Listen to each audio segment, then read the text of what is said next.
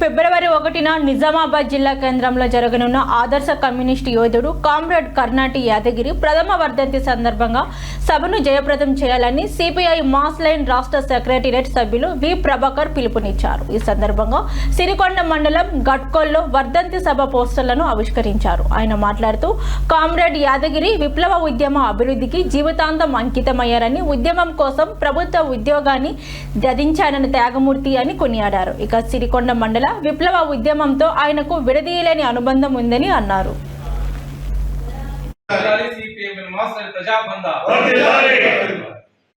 సిరికొండ పాత్రికేయ మిత్రులకు నమస్కారం.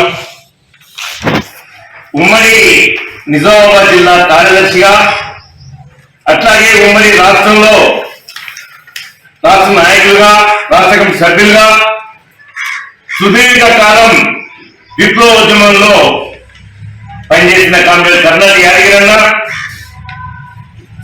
అసూరువాసి ఫిబ్రవరి 1వ తేదీ నాటికి సంవత్సరం పూర్తిగా వస్తుంది.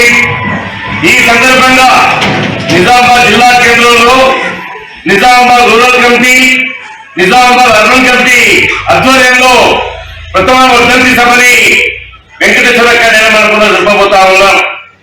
ఈ సందర్భంగా కామ్రేడ్ యాదగిరి అన్న సిపిఐ ప్రజాస్పంద నిర్మాణానికి పట్టణ ప్రాంతం నుండి గ్రామీణ ప్రాంతానికి ఉద్యమాన్ని విస్తరించడంలో తనదంటూ ఒక ప్రత్యేకమైన కృషి ఉందని ఈ సందర్భంగా గుర్తు చేస్తూ, ఈ రోజు ఈ పోస్టర్ ఆవిష్కరణ గడికోల గ్రామంలో నిర్వహిస్తున్నామంటే యాదగిరి అన్న చేసిన కృషి, ఈ పార్టీ నిర్మాణం, ఈ గ్రామంలో తన ప్రయత్నం, తన కృషి ఎంతగానో ఉందని చెప్పేసి గుర్తు చేస్తూ, ఏదైతే చీకటి రోజుల్లో అత్యవసర పరిస్థితి, ఎమర్జెన్సీ కాలంలో నేను ప్రజల కోసం, సమాజ మార్పు కోసం పనిచేస్తున్నానని చెప్పేసి చెప్పే స్థితి లేని రోజుల్లో తాను ప్రభుత్వ ఉద్యోగానికి రాజీనామా చేసి విప్లవ నిర్మాణంలో తను పనిచేశాడు.